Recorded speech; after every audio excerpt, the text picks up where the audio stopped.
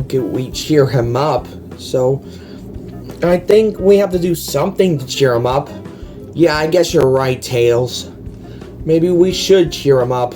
I'm sorry, are we on? Wait, okay, hello there, Robert.T.Adventures squad. Sonic here, and I'm joined with his little buddy, Tails.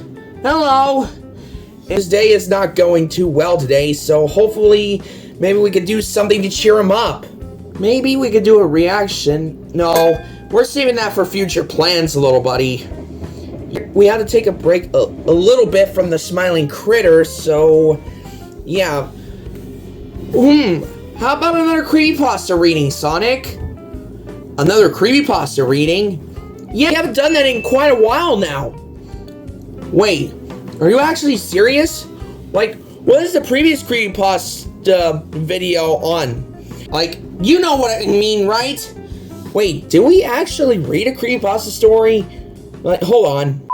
Oh, so we did one back in January 17th, 2023. Yep, we actually did, Sonic. Well, let's check out our comments on that recent video. Okay, so we got a request from Xavier KNY Studios requesting us to do Thomas and Friends creepypasta called The Early Real. Xavier's KNY Studios? Then fine, we'll read it to you, but only because it's your request. Yeah, and also shout out to him for requesting this for our videos. This is gonna be Creepypasta Reading episode number 3. In this episode, we're gonna read the creepypasta called Thomas the Tank Engine, The Early Real. I don't know how good this story will be, but maybe it will be good. Maybe this creepypasta reading will be good. And also, this creepypasta is not tied into the actual show. It's just a creepypasta, alright, everyone? Just keep that in mind. If you want us to do another creepypasta reading, and what creepypasta reading do you want us to do next? Drop a comment down below this video if you guys have any suggestions.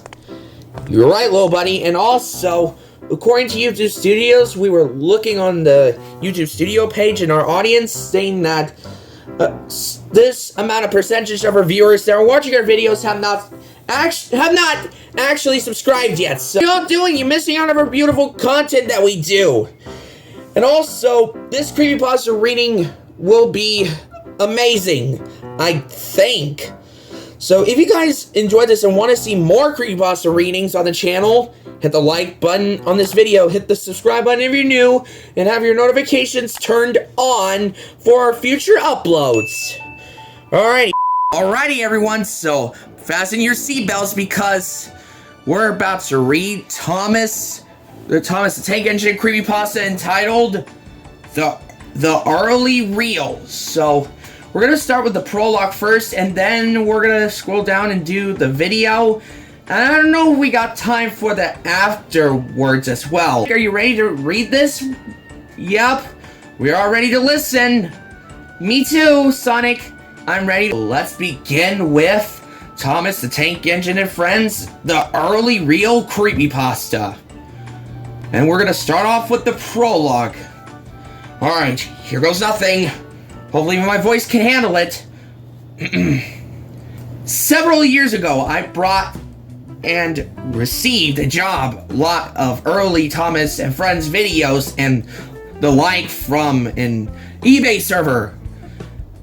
And the description mentioned that several of the videos were actually given to him prior to the release of the series on VHS, implying that the server originally worked on the show in some way.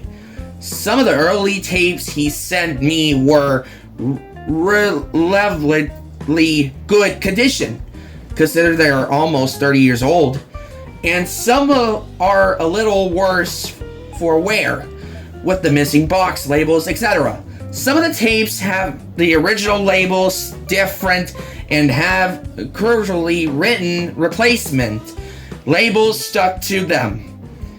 Other tapes had earlier versions of certain episodes with extra or missing sound effects, as well as short bits of footage that did not make to the final versions of the episodes. The video was grabbed my interested the most, however, was a video simply entitled Early Reel, which I believe this film is in the early 1980s. Alongside the original pitch episode, Down the Mine. Oh yeah, I remember Down the Mine. Yup, classic episode.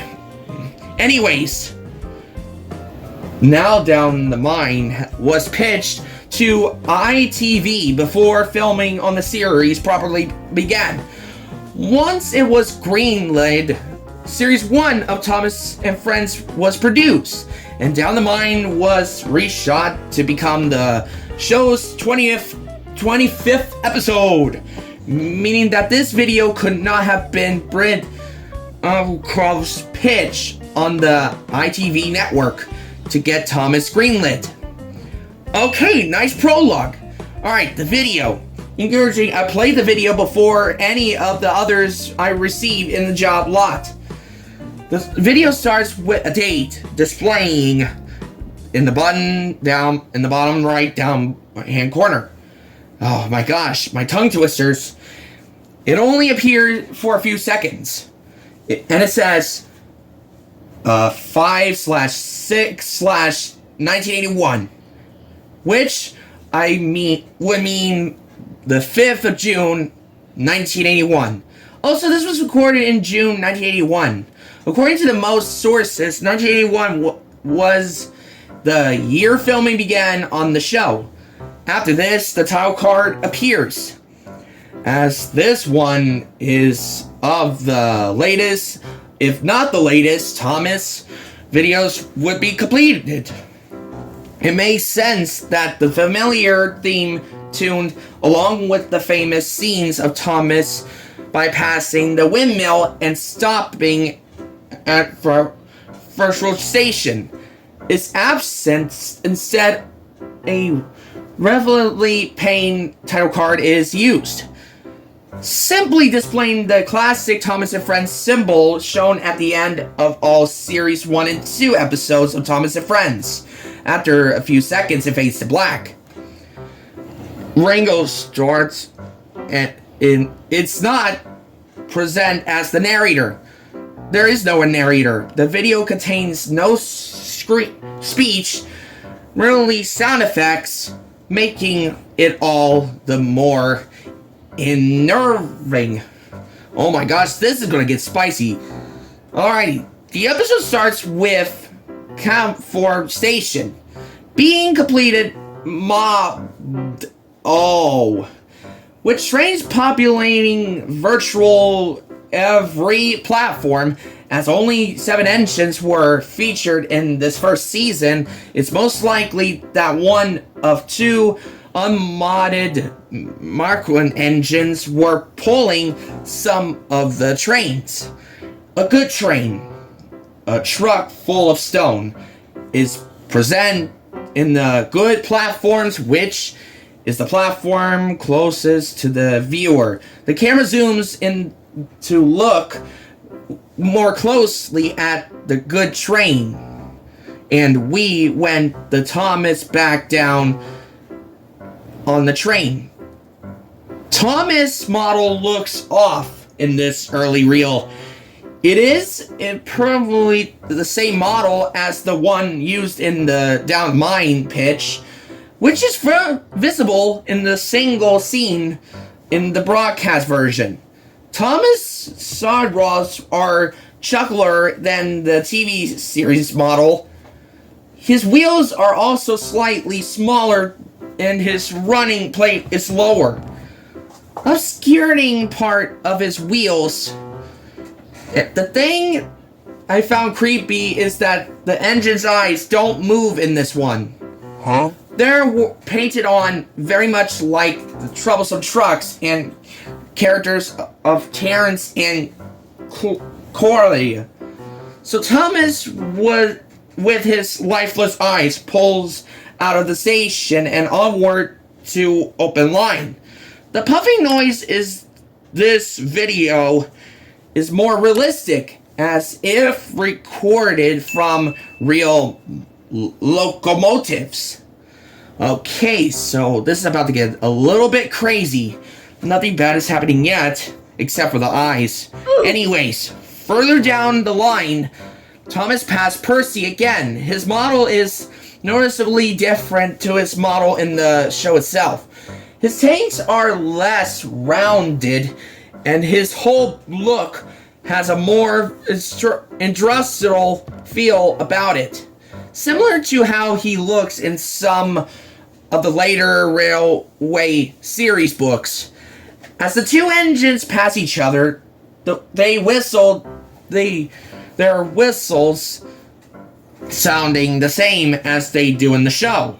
Immediately following this, Thomas gets sent down the wrong line. We see a shot of Thomas rolling down the wrong line with a surprised look on his face. It looks similar to the one from the show, except it is more detailed and seems to clearly more horror, as if Thomas was severely loading on thought of what is to come. Uh-oh. This is gonna be bad. We see Thomas roll down the street Guardian, with the truck slurring and pushing on him. The shocked face from the last scene is still present. A level crossing is ahead of Thomas, which he immediately ran into the brakes. To make matters worse, a car is on the level crossing at the point in time, which Thomas rams into, sending it tumbling out of control. Uh-oh. This is not good. Oh my gosh. A semi-mountainous set similar to the one from Thomas in Trouble, where Thomas is confronted by the policeman, is seen with Thomas in the far distance. The difference is that where the more rocks, ridges, and cliffs are and less grass, a pair of derailed trucks are presented on the line in front of Thomas. Thomas, unable to stop, smashes into the derailed trucks and flies off of the rails? Whoa! Sonic! Dude, that part is crazy! I know, little buddy. Thomas continues to roll along the ground. A thin place of string is visible for a few scenes, until he tumbles on a rocky ledge. He falls on the way down the mountain cliff with a more unsettling face. It is similar to his eyes shut face from the show, but Kevin's intense fear and his teeth are gritting. While this is going on, the climate essential piece of her is heard. Uh-oh, we got some music in here, which is likely to be a piece of stock music. Uh-oh. Thomas reached the bottom of the mountain and crashes into the rocky ground below. A terrible metallic crash can be heard, while Thomas' body shells exploded to contact with the ground. With bits as such whistles and handrails following the several directions, an explosion sound effect is added for a more dramatic effect. Even worse, this is a pair of male voices letting out a blood-curdling shrieks. Wait, there was boys? Uh-oh. Which I assume are Thomas's driver and fireman, either being killed or badly, oh my gosh, badly hurt in the crash. As the crash dies down, the camera pans and we see some Thomas remains, including the upturned, exploded body shell. Oh my god, Rip Thomas. As a strings piece, again, possibly stock music is played. The face is gone, faded to a smoke box door. Flames are around the broken pieces of Thomas, and a breakdown train can fatally be in one shot, appearing to be coupled to Percy, whose face is obscured by his cap. You can faintly hear a male voice saying the luring sentence, "Fellows, it's the Nito Cross." Slowly, the scene fades to black.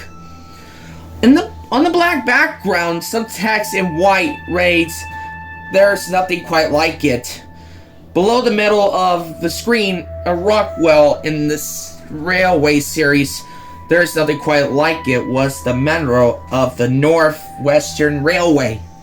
The railway features in the books in the TV show. Following this is copyright notice. A Clearwater features production for Brit Company, while the copyright date is displayed. The faint sound of steam hissing is audible, along with a faint yet shrill sounding steam whistle, which sounds like a more realistic version of Thomas' whistle. The screen remains blank for about 30 seconds. Slowly it faded to a night scene. The color is very washed out at this point. A rusty engine with Thomas shape can be seen coasting along a rundown branch line. It says crossing because the engine is making no puffing noises, a signing that is moving under its own power. I can only assume that the engine is a ghost, Thomas, or something similar. Oh, this is reminds me of like Ghost Timothy, Sonic. Oh yeah, I guess you're right, little buddy. I don't know if that reminds me of like Ghost Timothy or something. Anyways, Thomas is no longer have a face, but instead regular smoke door. Smoke door isn't secured, so it kept banging against Thomas's smoke box. Each time the door opens, there is some sort of substance, and it's faintly visible inside Thomas's smoke box. I assume this to be ash, but upon closer inspection, it looks like some sort of rotten flesh. Ew! It's so like to think that it's ash, however. Throughout these night scenes, a very little sound is present. During close-ups of the ghost Thomas, some awful grinding, squealing, and clanking noises are heard. The branch line terminates at a scrapyard. By this point, Thomas is rolling at a considerably slow pace. Slower than usually seen on the early seasons of Tom T and F. Oddly, most of the scrap models are not the regular scrap engines seen on the show. The scrap contains large breaking up road vehicles and the like. Thomas slinks into a dump sliding. After stopping, a man modeling in the same style as the series, properly holding a clutcher's torch appears. Oh no, this is about to get ugly. Standing in front of the rusty Thomas, the camera pans down slowly, whistling, fading to black. After about 6 seconds, the sound of birds chirping is audible. I was expecting the tape to take a more leisurely approach. I was wrong. Oh gosh. Okay, this is gonna get darker and darker. As black on one hand drawing viewed into view, it was of a set to slidings with rows of steam engines that have been withdrawn with from service. Having several book and magazines on British railways on the final days of steam traction, I am used to this of scenario. However, the engines were completely disparate. Their frames were been out of shape. Viciously bits of the engines were cracked and dented. Most engines were missing, like smokebox doors and buffers, and all the locals supply look completely molded. As I am something of the British railway buff, I found this image to be a little upsetting, though I imagine that many people will be completely unfazed by it. If you're a long-time follower of Thomas and Friends, or have children of or younger siblings that are into the show, you'll know that there are literally hundreds of characters in the series.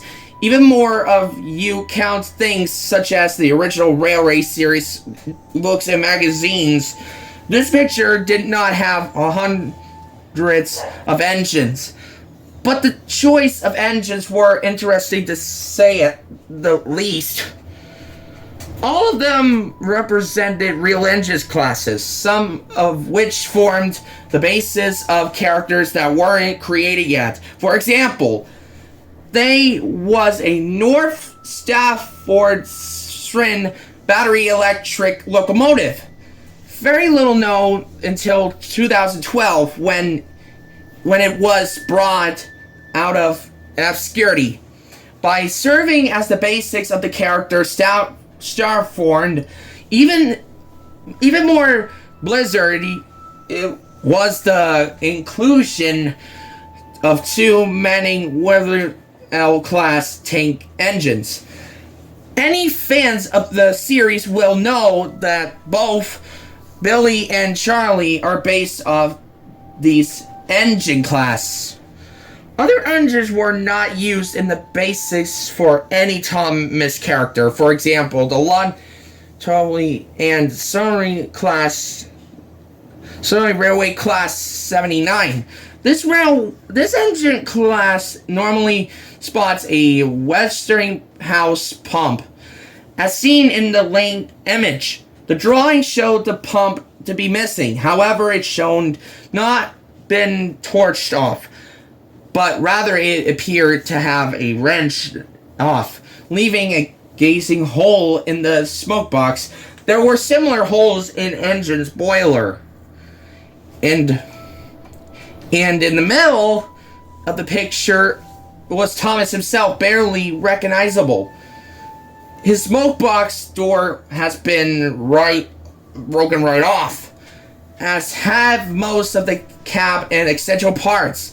Some of the wheels were missing, and side rods were removed, and what little paint that had remained on the whole written body shell was almost completely faded and obscured by rust.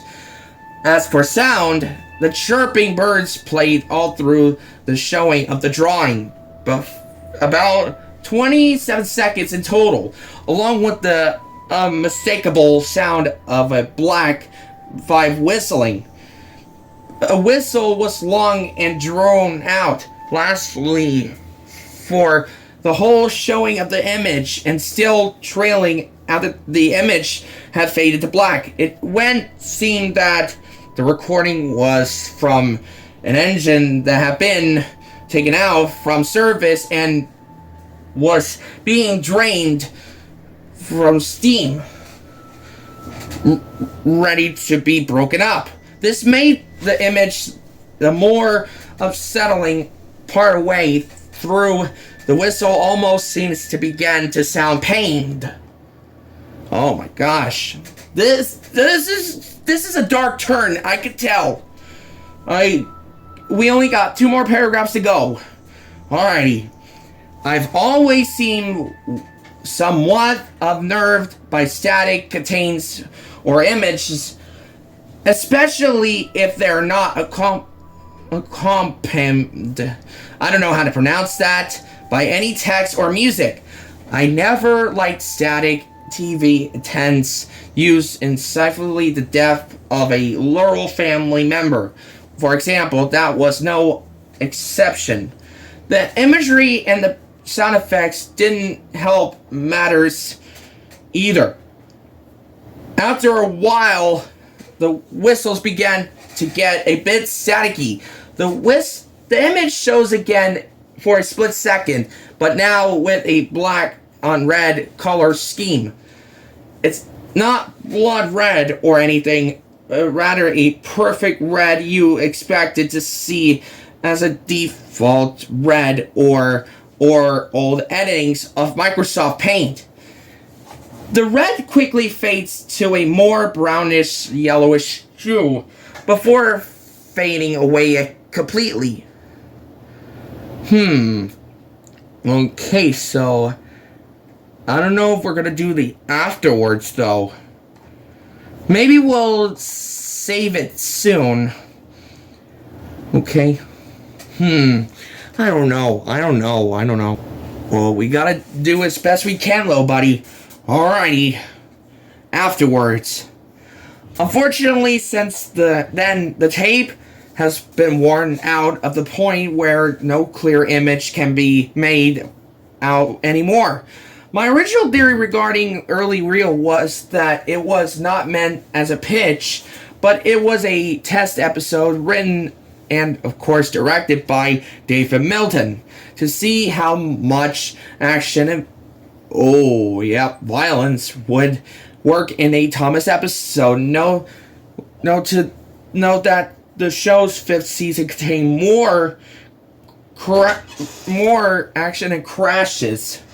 It was the first to consist entirely the new and written material, not written by the Erdry family, who had written the Railway series books. I assume that the incredibly violent scenes not suitable for children's cartoon. Yup. Yeah. Oh, sorry. Oh, sorry, my bad. Yeah, not suitable for a children's cartoon were likely added simply because the video were never go public. So they didn't have to worry about things being too violent and scary. It may be worth nothing that earlier in 1981, 8th March, a train in Ascari traveling to Bruno Heights crashed into a pair of derailed trucks at Burston Bench Road. Oh my god! Did that really just happen? I don't know, Tails. This could be a coincidence, but it could also be a way to continuing and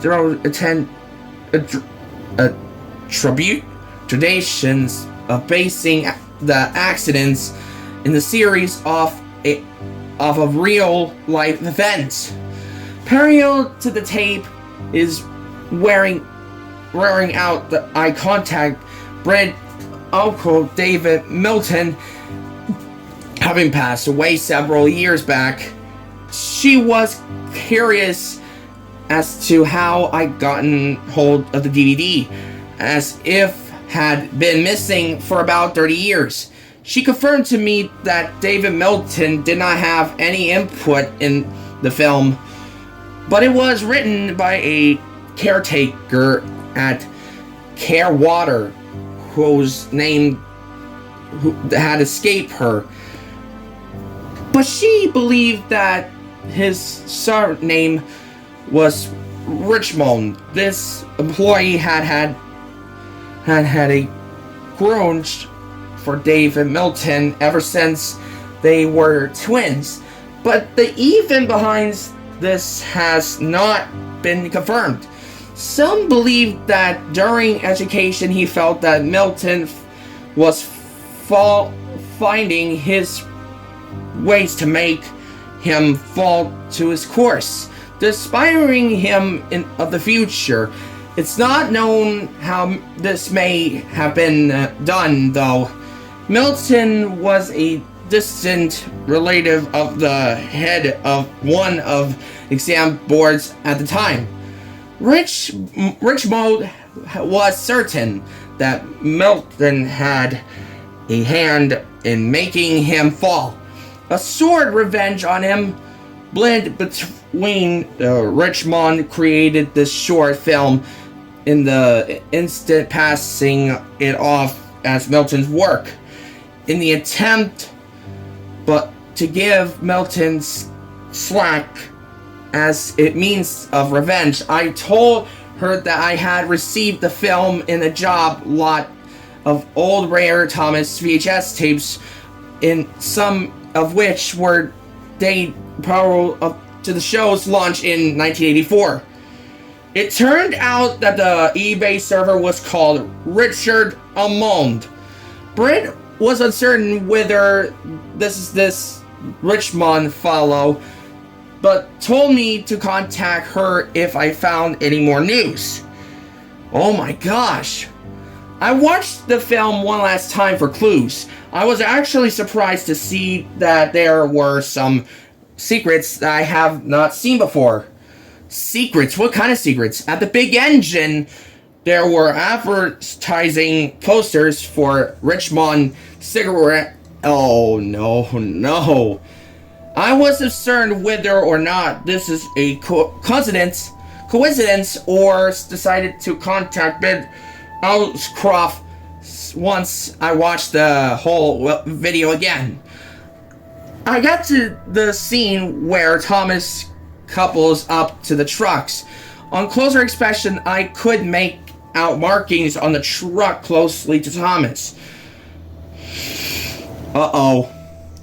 It was text that read LDM 160508. I wonder what this meant.